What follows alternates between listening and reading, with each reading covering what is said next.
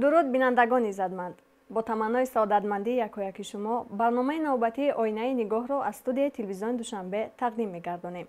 این نوبت در برنامه تصمیم گرفتیم دایر به موضوع آماده نمودن کودکان به مؤسسه‌های تعلیمی گفته باشیم. وابسته به این موضوع در برنامه دعوت نمودیم کارمند سرایست معارف شهر دوشنبه اسام‌الدین بابازاده و یکی از متخصصان معارف شهر دوشنبه ناز آدینه‌ایوه. شما را خوش آمدید میگویم به برنامه. سلامت باشید. در آغاز صحبت میخواستم گفته باشید که کودک کیست و ایام کودکی چگونه است؟ کودک این آدم در مرحله گوناگون زندگی می باشد. کودک همچون جسمی بیولوژی یعنی که تولد شده است و زینه به زینه رشد می یابد، یعنی که انکشاف می یابد و زینه های انا همون رشد کودک یعنی که به 3 دوره جدا می شود. دوره طفلی از روز تولد تا 1 سالگی است. دوره سینی بروقتی به 3 گروه تقسیم می شود که یکی آنها از 1 سالگی تا 1.5 سالگی این دوره شیرخواره به حساب می رود و از 1.5 سالگی تا 3 سالگی آنها در گروه های یکمی خرد و دومی خرد تربیه می گیرند و زینه سیوم این زینه سینی تا مکتبی می باشد که از سینی 3 سالگی تا 7 سالگی است. در اینجا نیز به 3 گروه جدا می شوند. آنها در گروه های میانه، در گروه کلانی تا مکتبی و در گروه آمادگی به مکتب تعلیم و تربیه می گیرند. و گفته نمانم که در اینجا کودک یعنی که زینه به زینه رشد می یابد، انکشاف می یابد و برای ما 4 عامل اساسی است. یکم سلامتی، دوم غذا، سوم بخطری و 4م یعنی که گیگینه. نقشه به نظام در آوردن حیات تعلیمی کودک برای به فضای اجتماعی جامعه درست وارد شدن از چند سالگی آغاز می یابد؟ خب درست قید کردید. بعدی به انجام رسیدن دوره طفلی از سن 1 سالگی کودک به سیستم مناسبت های جمعیتی وارد می شود و به اشیاها دست می زند.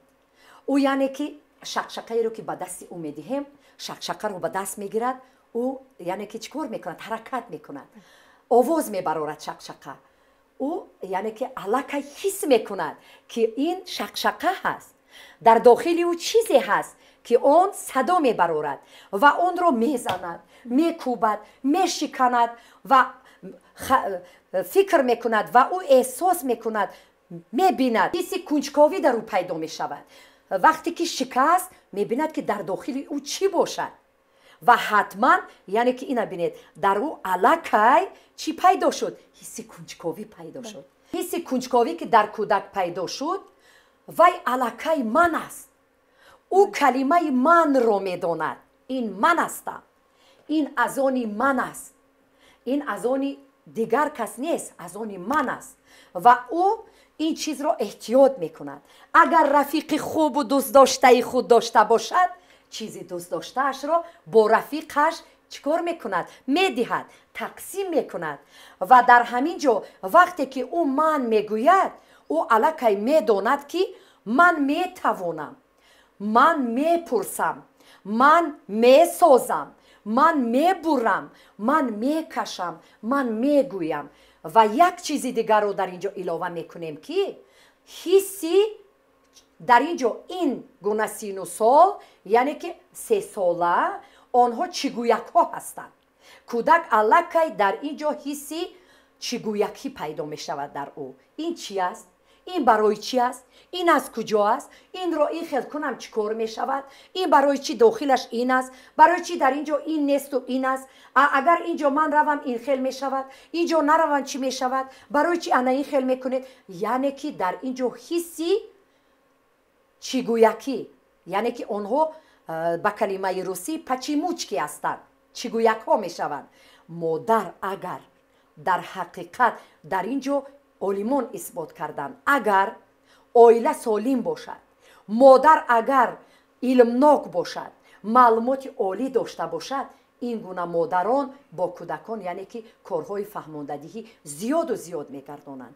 هنگام آماده نمودن کودک به مؤسسه‌های تعلیمی پدر مادران را میباید کدام جهت‌ها را پیش از همه به نوبت گیرند؟ боиси зикр аст ки тибқи банди 16 қонуни ҷумҳурии тоҷикистон дар бораи маориф дар ҷумҳурии тоҷикистон се зинаи таҳсилот яъне амалӣ мегардад ва ин ҳам бошад муассисаҳои таҳсилоти ибтидоӣ, муассисаҳои таҳсилоти асосӣ ва муассисаҳои таҳсилоти миёнаи умумӣ.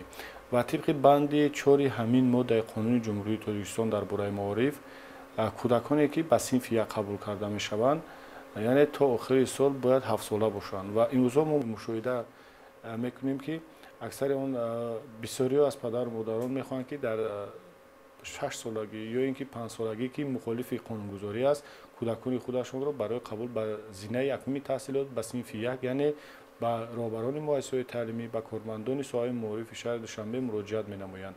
Ва боиси зикр аст ки тибқи хулосаи мутахассисон, яъне зинаи ба синфи як қабул намудани кӯдакон, яъне дар 7 солагӣ омода мегарданд кӯдакон ва ба қавле ки бояд мо кӯдакҳоро аз кӯдакон нагирем ва он дар он сину соле ки мисол то 6 сола аст ё 5 сола аст, кӯдак ҳам аз лиҳози равонӣ, ҳам аз лиҳози ҷисмонӣ ва умуман ҳам аз лиҳози психологӣ омода нест.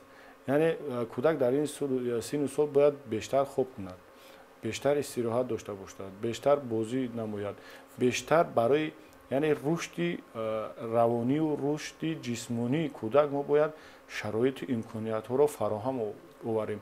Пеш аз ҳама ин дар муҳити оилавӣ ин чиз сарчашма мегирад ва мушоҳидаҳо нишон медиҳанд ки баъзе падару модар ҳамун кунҷкобии кӯдакро мебинад, ҳамун шӯхии кӯдакро мебинад ва ӯ эҳсос мекунад ки кӯдак аллакай барои қабул ба синфи як омода аст, вале ин тавр нест.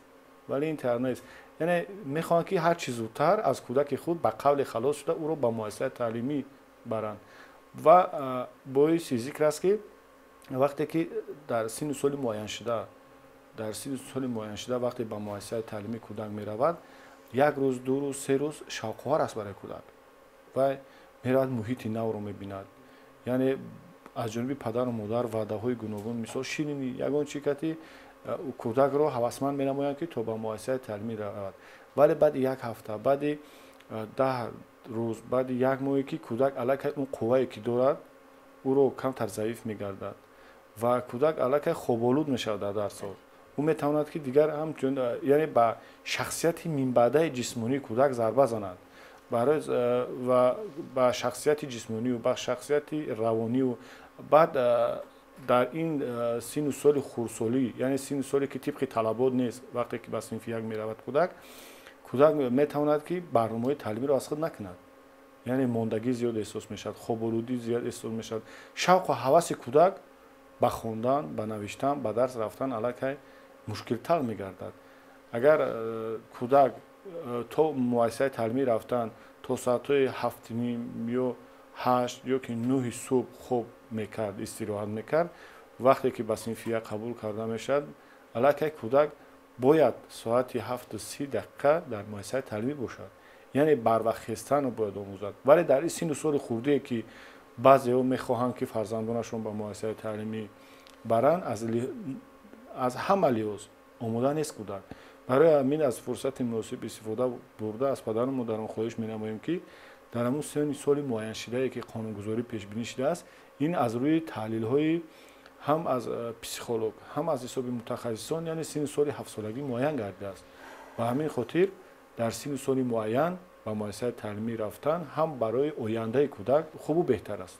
нақши кӯдакистонҳоро дар омода намудани кӯдак ба муассисаҳои таълимӣ чӣ гуна арзёбӣ мекунед? айни ҳол дар шаҳри Душанбе 167 муассисаи таҳсилоти томактабӣ бо фарогирии зиёда аз 34 000 кӯдакони синни томактабӣ фаъолият мекунанд ва воқеан ҳам он шароиту имкониятҳое ки дар муассисаҳои таҳсилоти томактабӣ махсусан дар шаҳри Душанбе мавҷуд аст, бо боварии комил гуфта тавонем ки нақши муассисаҳои таҳсилоти томактабӣ барои омода намудани кӯдакон ба зинаи аввали таҳсилот дар муассисаи таълимии идомаи таҳсил намудани онҳо хеле як нақши калон дорад. кӯдак вақте ки ба муассисаи таҳсилоти томактабӣ, яъне ба боғчаҳо ворид мегарданд, аллакай фаъолияти минбаъдаи кӯдак як тибқи реҷаи рӯз нақшабандӣ шуда истодааст, нақшабандӣ мешавад ва тамоми он шароиту имкониятҳо, таъмини муассисаҳои таҳсилоти томактабӣ тибқи барномаҳои таълимӣ дар муассисаҳои таълимӣ баро монда шудааст ва кӯдак дар муассисаҳои томактабӣ ба бозиҳои гуногун машғул мешавад. و از جانب سرایست معارف شهر دوشنبه شعبه های معارف در مؤسسه تحصیلات تا مکتبی یک چند آزمون ها از جمله آزمون دونویکان برگزار کرده میشوند که این میتواند برای انکشاف یافتن کودکان، دانش اندوزی کودکان، وسیع نمودن جهان بینی کودکان نقشی بلند داشته باشد و این آزمون دونویکان بین تربیت گیرندگان مؤسسه تحصیلات تا مکتبی در 3 دور برگزار می‌گردد. در دور داخلی مؤسسه باشد یعنی بیشتر کودکان را فرا می‌گیرد. در دور نویوی باشد از تمام مؤسسه تحصیلات تا مکتبی و در دور شهری باشد بهترینو. و یک آزمون دیگری هست در بین مؤسسه تحصیلات تا مکتبی برای مونده میشد با مقصدی هرچی بیشتر آموزش زبان‌های خارجی مخصوصا زبان‌های روسی و انگلیسی که به واسطه از جانب پیشوای معظم ملت محترم امام علی رحمان در تمام واخوری با کارمندان ساحه معارف تاکید می‌گردد که باید نسل امروزه تاجیکستان، نسل جوان امروزه تاجیکستان باید یعنی زبان‌های خارجی رو آموزند، فن‌های دقیق رو از خود کنند تا توانند یک متخصص خوب باشند و این تاکیدهای پیشوای معظم ملت از جانب رئیس شهر دوشنبه محترم رستم امانی در زینه‌های اول تحصیلات در مؤسسه تحصیلات تا مکتبی راه اندازی شده است. و چه خیلی که ما درباره آزمون‌ها گپ زدیم درباره آموزش زبان‌های روسی و انگلیسی در مؤسسه تحصیلات تا مکتبی با اقدام سرایست که اقدام در جمهوری تاجیکستان نخستین بود برگزار نمودن آزمون شهری جهاندانی از زباندانی است. یعنی این هم در 3 دور برگزار کرده میشد و در هر 3 دور بهترین ها عموما در دور داخلی مؤسسه باشد بیشتر کودکان را که امکانیتی یعنی حرف زدن صحبت کردن با زبان‌های خارجی را دارند اشتراک می‌نمایند. این آزمون‌ها نشان داد که هر سال یعنی هرچی بیشتر کودکان به همین آزمون‌ها جلب کرده می‌شوند. و یک آزمون دیگر که به واسطه باز هم از تاکیدهای پیشوای معظم ملت سرچشمه می‌گیرد این باشد از سن خردی با آموزش فن‌های دقیق جلب نمودن کودکان است. این آزمون شهری اخترکانی حسابدان هستند که در بین کودکان هم یعنی بیشتر کودکان میل خواهش زیاد برای اشتراک در هر 3 آزمون را دارند و چه که در بالا قید نمودیم این آزمون ها و دیگر کارهای و دیگر مشغولیت ها و دیگر بازی ها و دیگر آزمون هایی که در مؤسسه تحصیلات تا مکتبی میان تربیت گیرندگان برای مانده میشن واقعا هم برای انکشاف منبع کودکان و آموده نمودن آنها به زینه یکم تحصیلات یعنی به صنف 1 خیلی نقش بزرگ دارد. آیا سن سال کودک برای صفت تحصیل در مکتب برای جای مکتبی تا به آوردن روانی کودک و به اخلاق و تربیت کودک تاثیر میرساند یا نه؟ ما گفتیم انکشاف معینه سر کودک یعنی که رشد می‌یابد زینه به زینه از سن خردسالی تا به آمادگی به مکتب و در چخلی که استاد قید کردند کودکان میل و خواهش و رغبت بازی دارند و بیهوده نمیگویند که در مؤسسه‌های تعلیمی تا مکتبی یعنی که فعالیت اساسی پیش برنده این بازی به حساب می رود و همشان زندگی کودکان به مانند بازی می رود چی در سیر و گشت چی در قبول کودکان چی در یعنی که مشغولیت گذراندن مشغولیت چی در نیمه دوم روز یعنی که کودک با واسطه بازی تمام پروسس روز رو انمون دایر برای جای روز باید که گذرانند. وقتی که با آنها با کودکان مثال گرفتیم مربیان در مشغولیت های ادبیات بدیعی یا اینکه مشغولیت خویشتن شناسی یا مشغولیت شناسایی با محیط یا مشغولیت سوادآموزی وقتی که حرف میزنند نطق کودکان رو با واسطه انا همین یعنی که کلمه هایی که با آنها دشوار است یعنی که غنی و بای میگردانند لغت کودکان را بای و غنی میگردانند و طبق انا همین یعنی که نظامنامه ما از روی برنامه ها کار میکنیم در مؤسسه تعلیمی تا مکتبی که برنامه رنگین کمان میباشد و دوره به دوره در هر یک سن و سال طبق سن و سال مشغولیت ها گذرانده بشود چی در گروه یکمی خورد چی در گروه دومی خورد گروه میانه گروه کلانی تا مکتبی و آمادگی به مکتب ما هیچ وقت مشغولیت سوادآموزی یا مشغولیت خویشتن شناسی را در گروه دومی خورد گذرانده نمیتوانیم чунки онҳо бо ҳарф, бо ҳиҷо, бо калима, бо тартиб додани ҷумла ва ҳикоя ба онҳо душворӣ мекашад ва ана ҳамин маҳз ин машғулиятҳое ки каме аз сода ба мураккаб мегузарад, оҳиста оҳиста яъне ки мо кӯдаконро нутқи онҳоро бурро мекунем, нутқи онҳоро яъне ки инкишоф медиҳем. ва ман низ бо суханҳои Асомдинҷон дар ҳақиқат розӣ ҳастам ва бисёр хурсандиовар он аст ки дар ана ҳамин озмунҳое ки кӯдакон иштирок карда истоданд, онҳо бо як майлу хоҳиш, бо як шавқу завқ бовар мекунед шеър аз ёд мекунад. худ низ аъзои ҳакамони ана ҳамон озмуни доноякон будам. мо шаффоф ҳамаи ҳамин озмун шаффоф меравад ва беҳтарину беҳтаринҳоро мо аз он ҷо яъне ки интихоб мекунем ва онҳоро аз тарафи ҳам сарраёсати маорифи шаҳри Душанбе, ҳам аз тарафи ҳукумати шаҳри Душанбе бо мукофотҳо яъне ки сарфароз ва қадрдонӣ менамоянд. бо кадом нишонаҳои тарбиявӣ, ахлоқӣ, зеҳнию равонӣ мо метавонем фаҳмем ки кӯдак омодаи таҳсил дар мактаб аст? якум аз рӯи саломатӣ, дуюм қадду баст, вазн ва бояд кӯдак сину солаш мувофиқ ба ана ҳамин яъне ки омода бошад ба мактаб. нутқи кӯдак яъне ки омода ба синфи як аст. падару модарони мо бисёртар кӯшиш мекунанд бо ана ҳамон мураббиёне ки дар муассисаҳои таълимӣ то мактабӣ кору фаъолият мекунанд, ба писари ман навистанро омӯз, ба писари ман хонданро омӯз. ин ҳеҷ имкон нест. вақте ки мо кӯдак аллакай 100% хонда тавонад, навишта тавонад, ба ӯ мактаб аллакай шавқовар нест. барои ҳамин ҳар як зина ва ҳар як ана ҳамон рафти бояд мисол гирифтем дар гурӯҳи омодагӣ ба мактаб аллакай ӯ бо овоз шинос мешавад, бо ҳарф шинос мешавад, бо рақам шинос мешавад, яъне ки давра ба давра ӯ меомӯзад.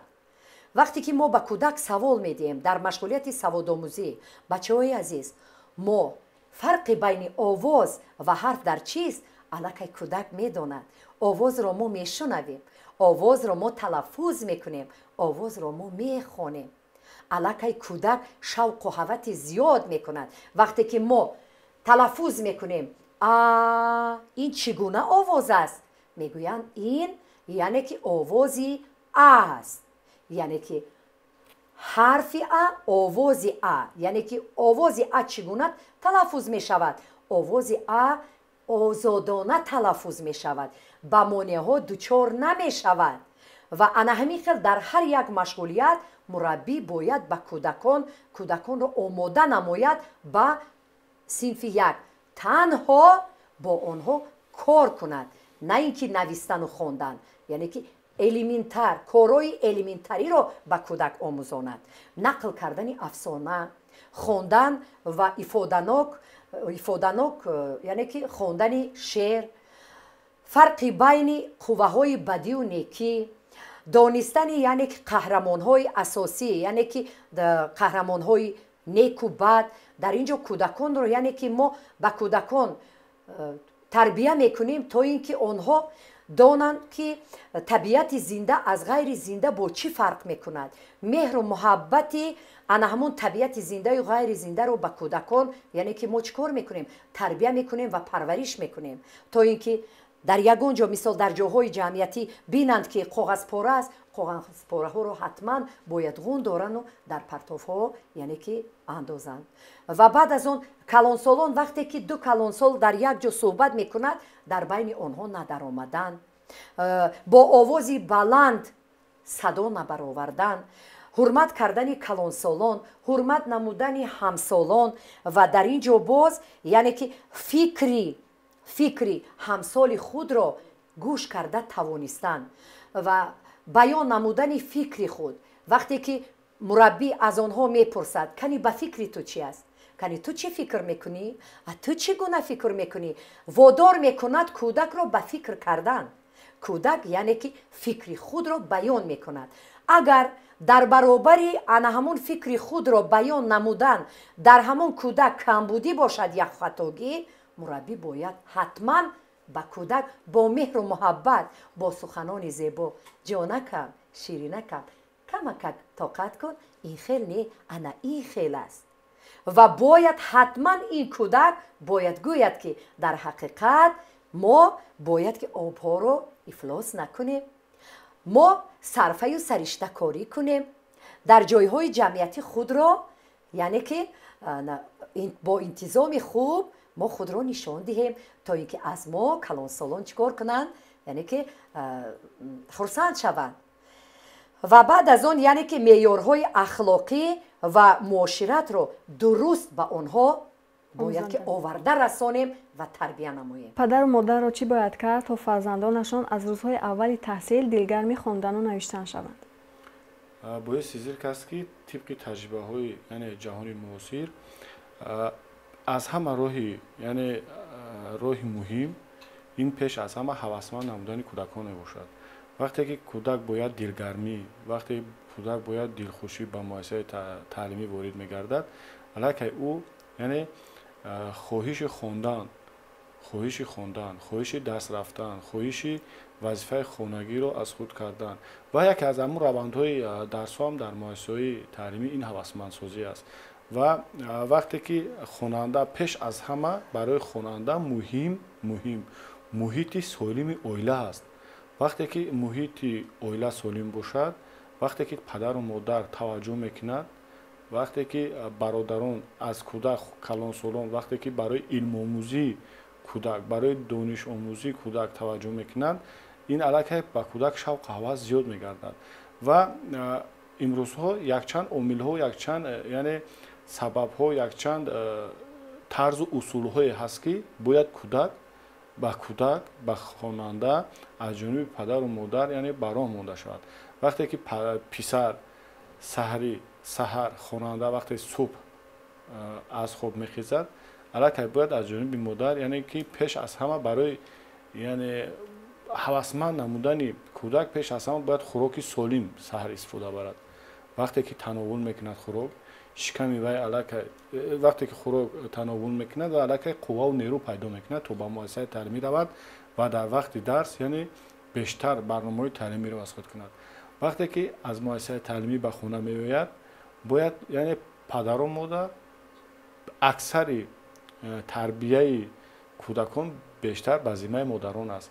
вақте ки аз ҷониби модар бояд таваҷҷӯҳ шавад ки вақте ки хонанда вориди яъне оила шуд фарзанд вориди хона шуд бояд имрӯз тибқи ҷадвали дарсӣ чанд соат дарс дошт яъне дар рӯзнома баҳо дорад надорад дар дафтар мавзӯи яъне дарсиро хонанда фарзанд қайд кардааст ё накардааст тибқи ҷадвали дарсӣ китобҳои дарсиро ба муассиса бурдааст набурдааст. вақте ки ин гуна назоратҳо мешавад вақте ки таваҷҷӯҳ аз ҷониби волидайн ба хонанда мешавад ба писар ба фарзандашон мешавад ин бешак барои аз худ намудани яъне донишҳо умуман шавқу рағбати яъне хонанда ба муассисаи таълимӣ зиёдтар мешавад. вақте ки назорат аст вақте ки таваҷҷӯҳ аст хоҳ нохоҳ ӯ хонанда аллакай дигар роҳе надорад ва бояд барномаҳои таълимиро аз худ кунад. вақте барномаҳои таълимиро аз худ мекунад аллакай ӯ шавқ ҳавас зиёдтар мешавад. баъд аз ҷониби падару модар дар рӯзҳои истироҳатӣ бештар кӯдакро ба мавзеъҳои фарҳангию фароғатӣ ва имрӯза мо мушоҳида мекунем ки кӯдаки имрӯза аллакай аз оғози дусолагӣ аст ё яксолагӣ аст аллакай ба технологияи муосир майл дорад ва вақте ки падару модар дар рӯзҳои истироҳатӣ фарзандонашонро ба мавзеъҳои таърихию фарҳангии шаҳри душанбе ки имрӯзҳо рӯз аз рӯз симои шаҳри душанбе зеботару яъне мисли шаҳрҳои пешрафтаи дунё шуда истодааст. вақте ки ба як осорхона меравад вақте ки ба як китобхона меравад вақте ки ба як марказҳои яъне фароғатию фарҳангӣ меравад вақте ба боғҳо меравад аллакай кӯдак яъне шавқу рағбат ба ҳамун яъне объектиҳо ё ки ба ҳамун биноҳо ё ки ба ҳамун боғҳо зиёд мегардад ва ӯро маълумот вобаста ба ҳамин иншоотҳо аз китобҳо мехоҳад ки бештар донад ки чӣ аст. вақте ки мо имрӯзҳо технологияи муосир гуфтем ки кӯдакон аллакай аз синни хурдсолӣ таваҷҷӯҳ ба یعنی تکنولوژی موثر دارن، یک از راههایی که مثال خواننده میتواند جلب به مؤسسه تعلیمی شود، او رو در دایره امکانیت از جانب پدر و مادر تامین نمودن کودکان، خوانندگان یعنی فرزندان با تکنولوژی موثر و نظارت استفاده بری ثمرناک آنها را باید از جانب پدر و مادران برام مانده شود. وقتی که خواننده در اویله، فرزند در اویله با کامپیوتر یعنی تامین است، با پلانشت تامین است و پلانشت یا که کامپیوتری همون برای فرزند تامین شده با برنامه‌های مخصوصی علم آموزی یا با کتاب‌های الکترونی یا با برنامه‌های تعلیمی که به شکل الکترونی هست و بازی‌های شوق‌آوری مثال حرف آموزی است یا اینکه برای یعنی رشد عقلانی کودک مساعدت میکند. وقتی که با همین گونه برنامه‌ها تامین است، خواه کودک با علم آموزی یعنی با مکتب رفتن شوق و هوس زیاد میشد. وقتی که این گونه شرایط و این گونه امکانیت و این گونه مناسبت و پیش از همه توجه پدر و مادر با فرزند، با علم آموزی فرزند زیاد میگردد، از او کودک یعنی برعکس کودک وقتی که یک توجه پدر و مادر میکند، پدر و مادر فرزند میخواهد که با یگان کاری خوب یعنی پدر و مادر رو یعنی خانه کند، نشان تیاد که وقتی که شما مثال توجه میکنید من میتونم صاحب این دستاورد شم. وقتی کودک این گونه شرایط و این گونه امکانیت ها دارد، میتواند در آزمون ها، در المپیاده ها، در دلخواه چاره‌بینی های بیرون از صنفی در مؤسسه تعلیمی فعالانه اشتراک نماید. با باوری کامل گفتم میتوانم که امکانیت دارند که شرایط برای علم آموزی را در اویله تا اندازه مهیا نمایند و در مؤسسه تعلیمی شهر دوشنبه به واسطه در دایره سیاست معارف پرورانه پیشوای معظم ملت محترم امام علی رحمان با دستگیری رئیس شهر دوشنبه تمام مؤسسات تعلیمی با تکنولوژی موثر یعنی تامین کرده شده است و اکثر مؤسسات تعلیمی علاقه درس ها رو با دستگاه‌های عنعنوی نه، با دستگاه‌های الکترونی برای میمونند. یعنی امکانیت‌های دستگاه الکترونی چی است؟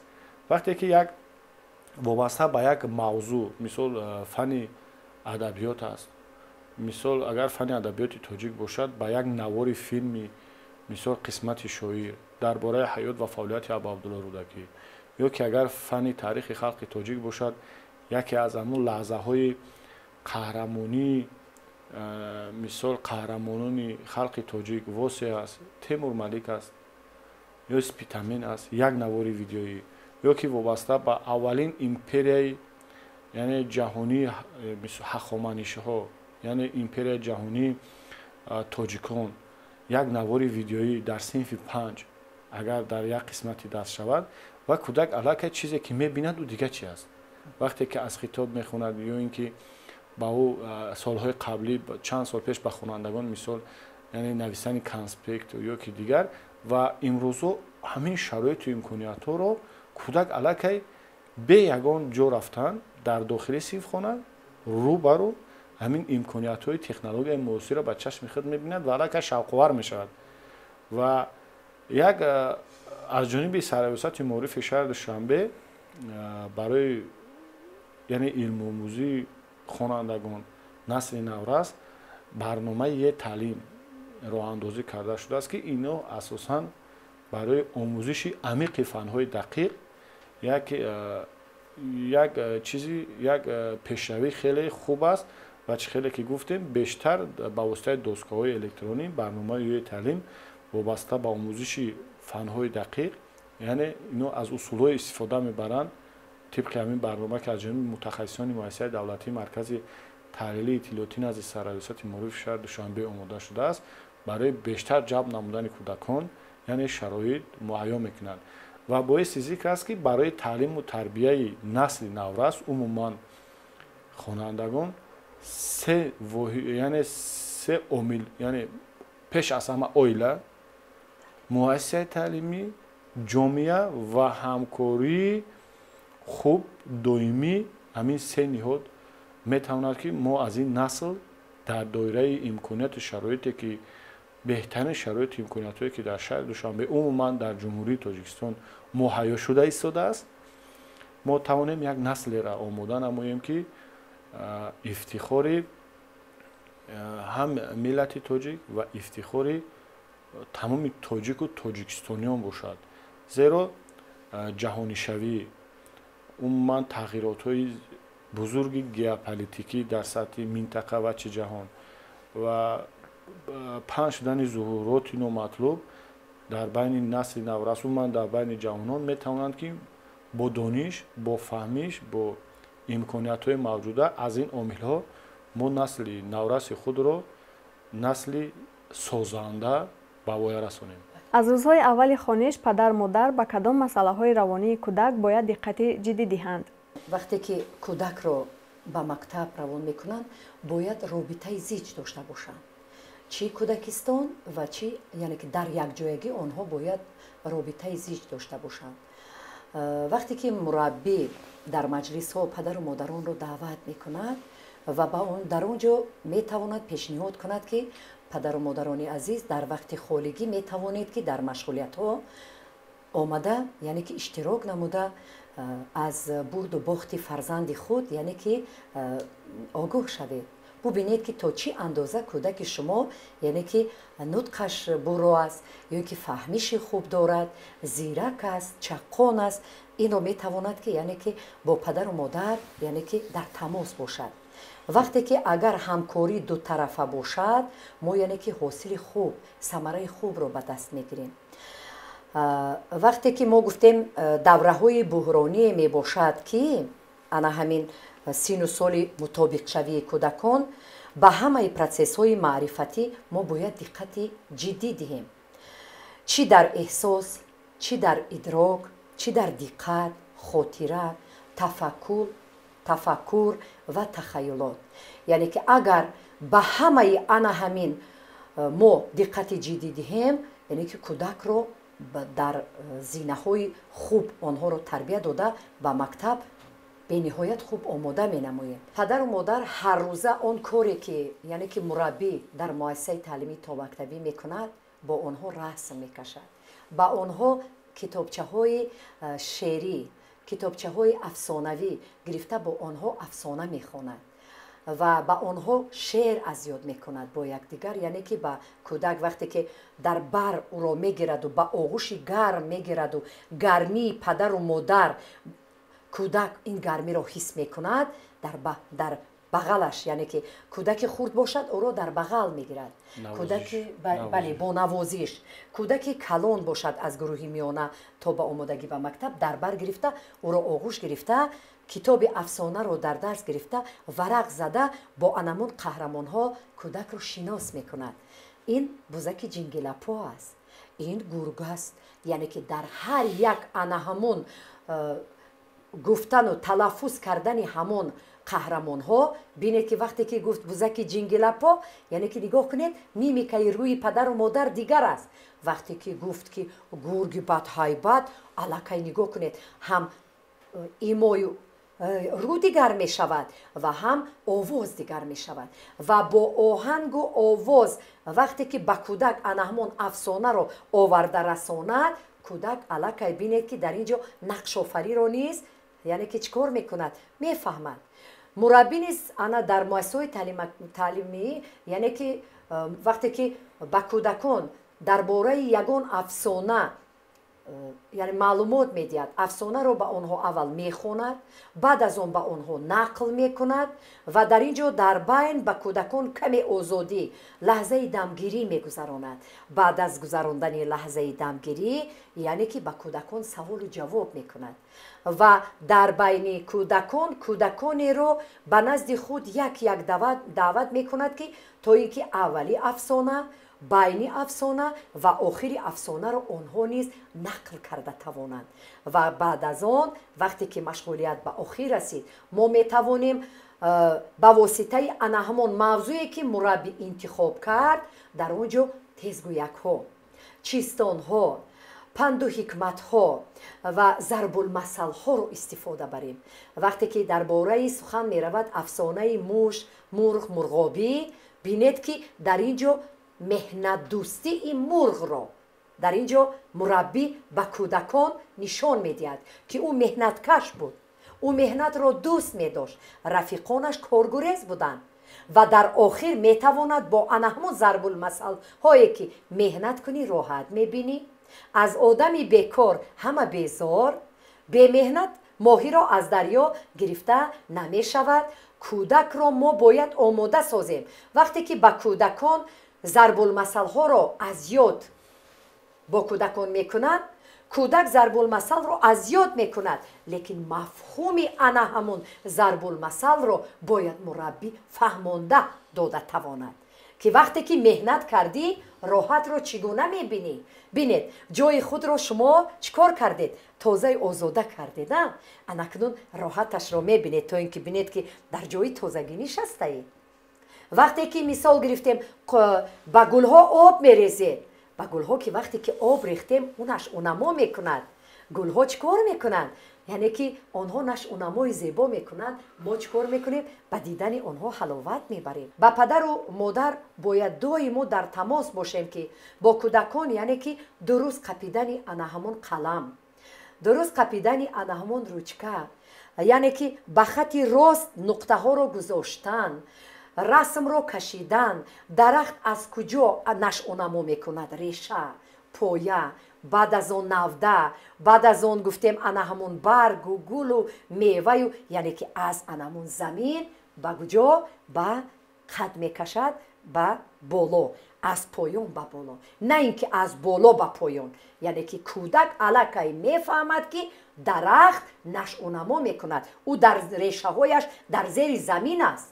инро бояд ба кӯдакон мо дуруст омӯзонем. чӣ тавсияҳо доред ба он волидоное ки фарзандонашон бори аввал ба мактаб мераванд? ҳамчун мутахассиси соҳаи томактабӣ, яъне ки ман пешниҳод дорам ҳамкории зич бо муассисаҳои таълимии томактабӣ кунанд. бисёртар бо кӯдакон, яъне ки китобчаҳои шавқовар бигиранд. мо мегӯем ки кӯдак хонда наметавонад. бале, хонда наметавонад, лекин аз рӯи расм ӯ аллакай мехонад. бо ҳамроҳии падару модар, яъне ки анамон китобчаҳое ки дастрас мешавад, ҳамроҳашон як варақ зада ба онҳо омӯзонад. ва бисёртар мехостам ки ба ҷойҳои ҷамъиятӣ бисёртар раванд. аз таъриху бузургони миллати мо кӯдаконро ошно гардонанд, шинос намоянд. яъне ки ҷойҳои таърихӣ ин ҳам бошад осорхонаҳо, хобоғҳои маърифатӣ, яъне ки ба назди ҳайкалони бузургон, шинос намудан бо қаҳрамонҳои, яъне ки халқи тоҷик, бо қаҳрамонҳои тоҷикистон. яъне ки бояд кӯдак донад ки ин бузургон киҳо буданд. ва бисёртар дар хона чихеле ки мураббиён дар ҳар як машғулиятҳо ҳар рӯз пеш аз машғулият бо онҳо суҳбат мекунанд. бо муқаддасоти ҷумҳурии тоҷикистон падару модар низ дар хона агар суҳбат мекард бисёр хуб мешуд. ва мегуфтанд ки қаҳрамонии онҳо аз кадом ҳисоб аст. чунки агар кӯдак ҳамаи ин чизҳоро, яъне ки ба пуррагӣ донад, бояд меҳру муҳаббати модаронаю падарона ва омӯзгори асилаш агар донад, дар қалби ӯ аз синни хурдӣ ҷой мешавад. бори дигар шуморо хушомадед мегӯем ба барнома. сипос барои чунин суҳбати пурмуҳтаво. ташаккур. бинандагони азиз, ин буд барномаи навбатии оинаи нигоҳ ва меҳмонони барномаи мо буданд корманди сароясати маорифи шаҳри душанбе асомдин бобозода ва яке аз мутахассисони маорифи шаҳри душанбе Ноз Одинаева. инҷо барномаи мо ба анҷом мерасад. хайр, то барномаҳои баъдӣ.